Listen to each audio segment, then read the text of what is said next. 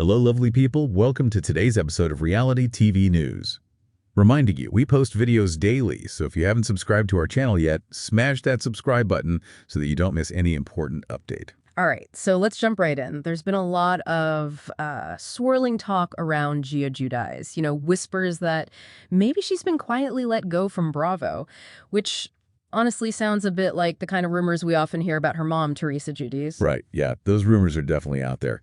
But let's clear this up right away. No, Gia Giudice has not been fired from Bravo. Not at all. Okay. In fact, quite the opposite. She's actually starring right now in the network's first season of a totally new show, Next Gen NYC. And what's fascinating, I think, is her reason for joining. It really illustrates this this drive that a lot of these Bravoleb kids seem to have. Which is? To define themselves, to step out from under their parents' very long reality TV shadows. Right. Create their own narrative. Exactly. It was actually Brooks Marks, from Real Housewives of Salt Lake City, who brought her the opportunity. Oh. Yeah. And Gia's stated reason, quite explicitly, was to show herself outside of the Real Housewives shadow. Makes sense. And she's not the only one on the show like that, is she? No. You've also got Ariana Bierman, Riley Burris, other kids who grew up essentially on Bravo. So it's a whole theme. It seems to be. And Gia and Brooks, apparently they have a real friendship. They've been shown gossiping with their moms.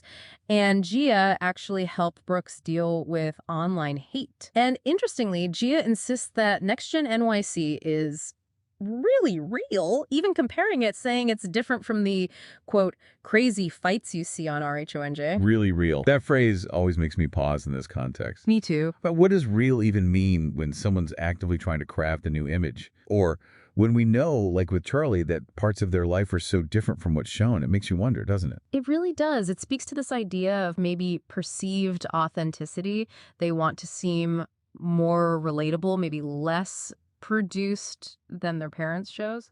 Even if their own story arc is still being carefully managed behind the scenes. Precisely. It's a very fine line they're walking. Next update we have about Vanderpump Rules. Yeah. Behind the scenes and some unexpected revelations. Let's hop over to the world of Vanderpump Rules. Okay, SER land. Yeah. Dayna Kathan and Katie Maloney recently gave some pretty interesting insights into what's real and what's maybe less so. Dayna did a Reddit AMA with Katie. Right, I saw that, and it really clarifies just how much fabrication can happen, even on a show that feels pretty authentic most of the time. What did Dayna reveal? Well, the big one was her whole storyline, working at SCR to support her stand-up comedy. Yeah, I remember that. Totally fabricated, made up. She actually had like a high-powered corporate job when she started filming. They basically made her work at SUR so she'd fit in with the group. Wow. Okay, that's pretty significant manipulation of reality. It is. And she also talked about that time Scheana surprised her with a medium in season 8. Remember that? Vaguely, yeah. Awkward moment. Dayna called it unhinged. She said she'd specifically told Scheana she wasn't ready for that, especially not on camera, not without her sister there. And then she found out the night before filming. She was furious. Yeah, I can imagine. That feels like crossing a line. Definitely. Then shifting to Katie, she talked about her most emotional moment on the show. Let me guess. Schwartz and Raquel. Bingo. Finding out Tom Schwartz and Raquel Leviss kissed in Mexico. Yeah, that was brutal to watch. And she also cleared up that weird disappearance Tom Schwartz pull in Mexico back in season 7. Oh yeah, everyone assumed the worst. Drugs, cheating. Right. Katie's explanation, he apparently just walked into a different hotel property and didn't realize it. Got lost, basically. Not drugs, not cheating. Okay. Less dramatic, but still kind of weird. A little bit. But here's the interesting part.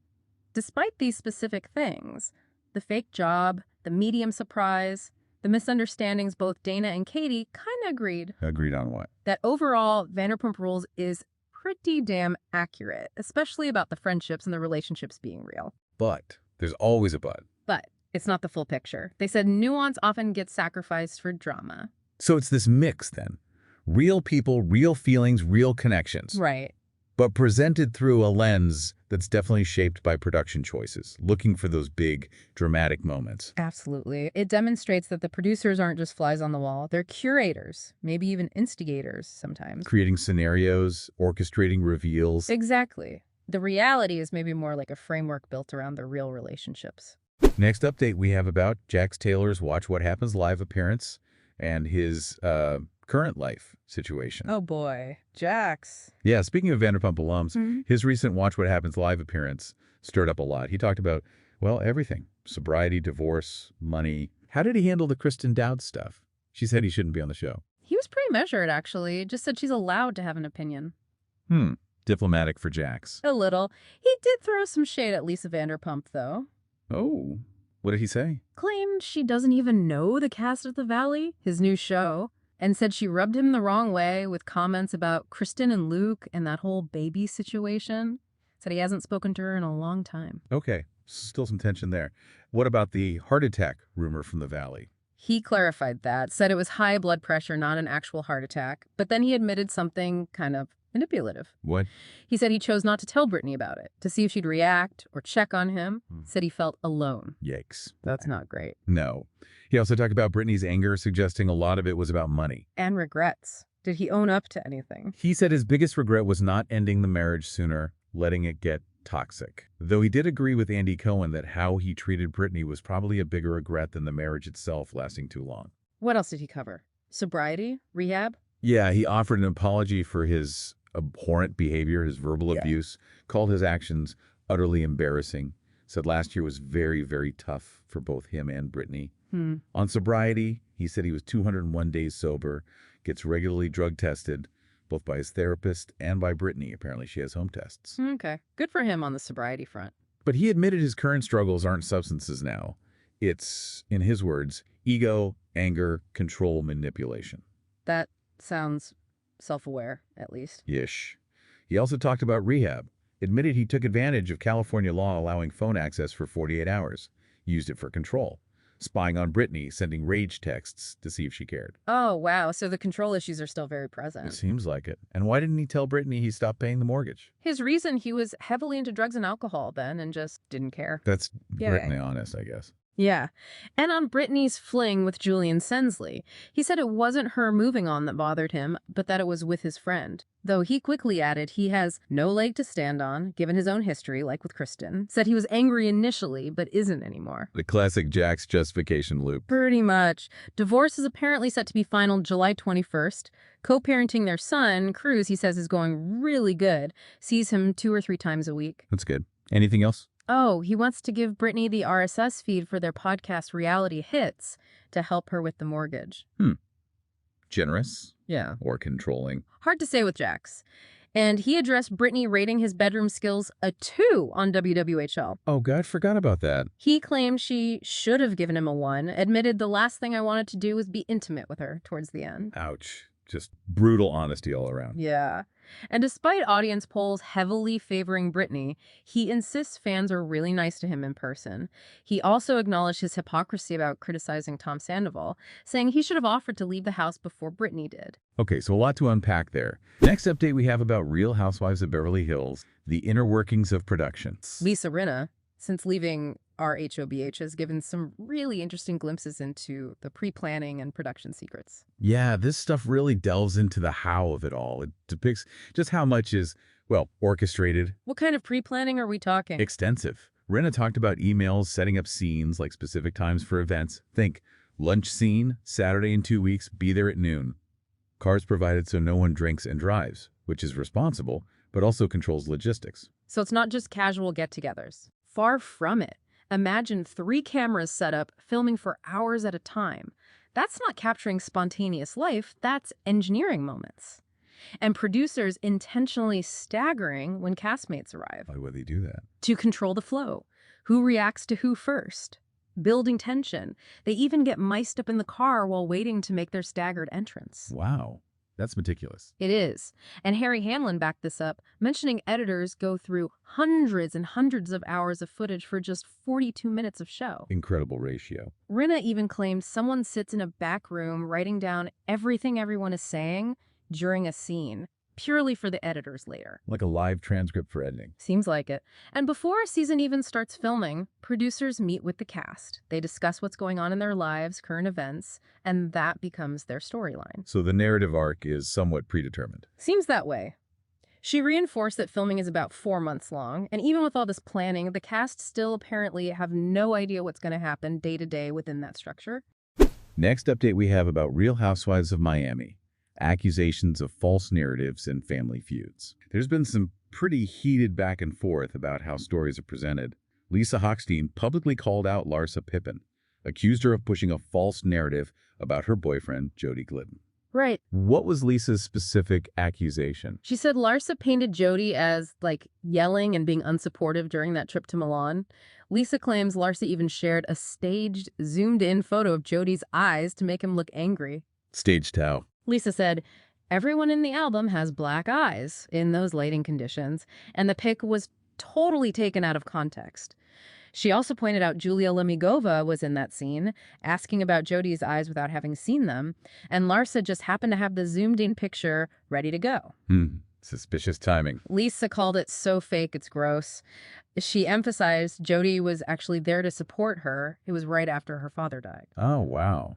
That's heavy context. Yeah, and Lisa revealed she wasn't even in that scene where they were discussing her and Jody because she was in Toronto burying her dad. Jeez. That makes the on-screen drama seem incredibly petty. It does. And adding another layer, Lisa had only recently reconciled with her dad after years of estrangement. He'd met her kids for the first time just months before he got sick and passed suddenly. That is just a stark reminder, isn't it? The real profound life events happening off-camera sometimes just crash into the manufactured drama in a really jarring way. It absolutely demonstrates the power of selective editing and narrative framing, especially when someone's dealing with genuine grief or crisis off-screen. It feels exploitative. Next update we have about the ongoing feud between Guerdy Abraira and Julia Lemigova. And the Miami Heat doesn't stop there, right? Guerdy Abraira and Julia Lemigova are locked in this feud that's now involving leaky text messages. What's the origin of this particular feud? It seems to stem from when Julia announced she was adopting her 2 sons. Guerdy allegedly skipped the Zoom call announcement and only offered a cold congratulations. Okay, perceived slight number 1. Right. Then Martina Navratilova, Julia's wife, was apparently cold to Guerdy at a party, seemingly in response. Tit for tat. Exactly.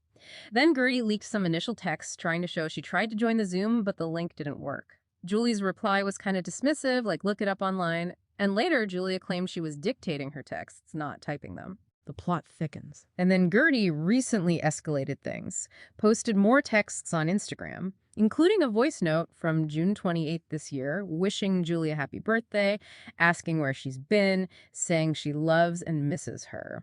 Okay, trying to show they were friendly recently. Precisely. Julia apparently replied saying she was heading to London until August 8th. Guerdy's point is, if the last text was friendly in June, why did Julia and Martina treat her like a peasant at the party when Julia got back in August? And her theory is? She directly connects it to Julia's Zoom storyline, calling it a story lie, basically accusing Julia of manufacturing the feud for the show. Wow. And the dictated texts claim. Guerdy called BS on that too, pointed out custom happy faces in Julia's texts as proof she must have typed them herself. And Guerdy says she only wrote congrats initially because she did look up the adoption news herself after the link failed. And Julia's response to all this leaking? More cryptic Instagram posts, quotes about bad vibes being in her let them era. You know the type. Oh, I know the type. It really highlights how these personal spats become like performative art, doesn't it? Played out on TV, on Instagram, everywhere.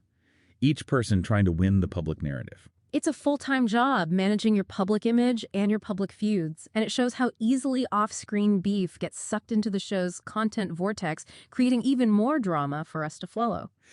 Next update we have about Sami Sheen's public accusations against her sister Lola. Sami Sheen, daughter of Denise Richards and Charlie Sheen. Right. She has very publicly accused her own sister Lola of being homophobic and transphobic. Yeah. So what exactly happened? Sami, who's 21, went on TikTok, called out Lola, who's 20, saying she's homophobic and transphobic. This was apparently after Lola blocked her. Wow. What prompted such a public call-out? Sami said their mom, Denise, raised them to be accepting, so it's sad to see Lola's views now. She gave specific examples. Said Lola reposts content from a Christian podcaster, Bryce Crawford. Who is? Someone who apparently calls being transgender a sin mocks pride events. Sami found it disgusting. Okay, that's pretty pointed. She also claimed Lola laughed when Sami invited her to a pride party. And maybe the most telling part. Sami asked Lola how she'd feel if Sami married a woman. And Lola's alleged response. Well, I mean, I guess I would come to the wedding, but I think every woman needs a man to provide for them. Oof, that's loaded. Very. Sami's reaction was strong. She declared, I am a part of the fucking LGBTQ plus community and I wish my sister was a fucking ally. Called it disgusting, close-minded behavior. Strong words. And she finished with a direct message to Lola. Put the Bible down, pick up a pride flag. Jeez. Their relationship was already shown as complicated on their mom's show, right? Yeah. Denise Richards and her wild things. Yeah. On-off, complicated was how it was described. Lola hasn't responded publicly to any of this, as far as we know. Man, next update we have about the Valley and a surprising apology. There was a kind of unexpected apology recently from Tamra Judge, Real Housewives of Orange County star, to Zack Wickham from the Valley. Oh, interesting. Because Tamra was not a fan of Zack initially. Not at all. She made her dislike pretty clear earlier in the season on her podcast. So what changed her mind? What's fascinating here is seeing how specific actions can shift perception, highlighting loyalty. Exactly. The turning point was that scene where Jax Taylor came back from rehab. Right, and Brittany served him divorce papers at Zack's party. Super awkward, but Zack's reaction is what got Tamra's attention. Jax was trying to force a conversation with Brittany right then and there. And Zack stepped in, stood up for Brittany, who's apparently been his friend for almost 20 years, told Jax basically, not now, man. Good for Zack. Yeah. That took guts, especially with Jax. Tamra thought so too. On her Two Teas in a Pod podcast, she praised him, called him a good friend, funny, said he rides so hard for Brittany. She even conceded she likes his wig now. The ultimate compliment from Tamra, liking the wig. Pretty much. Although Teddy Mellencamp, her co-host, did throw in a little counterpoint. What was that? Teddy observed that maybe Brittany does not ride hard back for him. Ooh, shade. Always stirring the pot. Always. But it just goes to show, right? In the constantly shifting world of reality TV friendships and alliances, that one act of standing up for a friend, it can really change how people see you, even people watching from another show entirely. It really underlines that. While so much might be heightened or even engineered, those genuine moments of character, loyalty, standing up for someone, they still cut through. They resonate with viewers and clearly with other reality personalities too. Okay, wow. We have covered a lot of ground today. We really have.